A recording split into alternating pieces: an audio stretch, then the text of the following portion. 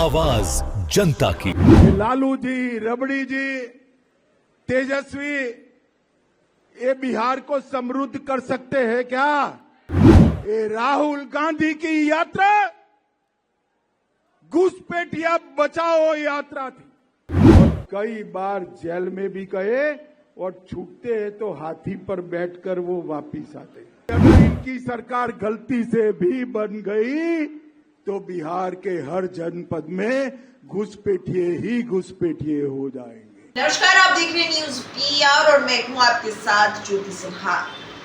अमित शाह बिहार दौरे पर हैं। इस दौरान एक और जहां अमित शाह लालू यादव के कार्यकाल की याद जनता को दिला रहे हैं, तो वहीं ये भी बता रहे हैं कि विकास कहां था, देखे हैं क्या। अमित शाह जिस तरीके से लालू यादव पद परस्ते नजर आ रहे हैं, तो वहीं बीते दिनों को याद भी दिला रहे हैं। मुझे बताओ, ये लालू जी, रबड़ी जी, तेजस्वी ये बिहार को समृद्ध कर सकते हैं क्या? अरे भले आदमी जोर से बोलो, कर सकते हैं क्या? बिहार में विकास कर सकते हैं क्या? बिहार वालों ने 20 साल मौका दिया या नहीं दिया? विकास किया? कभी फिरौती का राज चलने से समृद्धि आता है क्या? कभी हत्याओं के राज चलने से समृद्धि आता है क्या? मित्रों, बिहार के युवा को आगे बढ़ना है, विकास के रास्ते पर बिहार ले जाना है, तो एक ही रास्ता है, आने वाले चुनाव में फिर से एक बार मजबूत एनडीए की सरकार बनाना। हर बार झूठा नैरेटिव फैलाते। अभी ये राहुल बाबा यात्रा कर गए ना भाई? यात्रा का विषय क्या था उनका, बताओ तो जरा। अरे यार, वोट चोरी नहीं था, मैं बाद में बताता हूं क्या था। मित्रों, यात्रा का विषय बिहार में अच्छी शिक्षा लाना नहीं था। यात्रा का विषय रोजगारी नहीं था। यात्रा का विषय बिहार में 24 घंटा बिजली नहीं था। यात्रा का विषय हर गांव, हर टोले में रोड पहुंचाना नहीं था। यात्रा का विषय था जो बांग्लादेश से घुसपैठिए आए हैं उनको बचाने का विषय था। यहां इतने सारे लोग हैं, आप किसी का वोट कटा है क्या? अरे जोर से बोलो, कटा है क्या? तो किसका कटा है? जोर से बोलो, किसका कटा है? ये राहुल गांधी की यात्रा घुसपैठिया बचाओ यात्रा थी। और मैं इस मंच से राहुल गांधी और लालू जी को पूछने आया हूं, बिहार की जनता आपको पूछ रही है, घुसपैठियों को वोट का अधिकार होना चाहिए क्या? जोर से बोलो, होना चाहिए? घुसपैठियों को मुफ्त राशन मिलना चाहिए? घुसपैठियों को नौकरी यहां पर मिलनी चाहिए? घुसपैठियों को घर मिलना चाहिए? घुसपैठियों को 5 लाख तक का इलाज मिलना चाहिए? कौन देना चाहता है? जोर से बोलो, कौन देना चाहता है? और जोर से बोलो, कौन देना चाहता है? हमारे युवाओं की जगह वोट बैंक के घुसपैठियों को नौकरी देने का काम ये राहुल बाबा एंड कंपनी कर रहे हैं।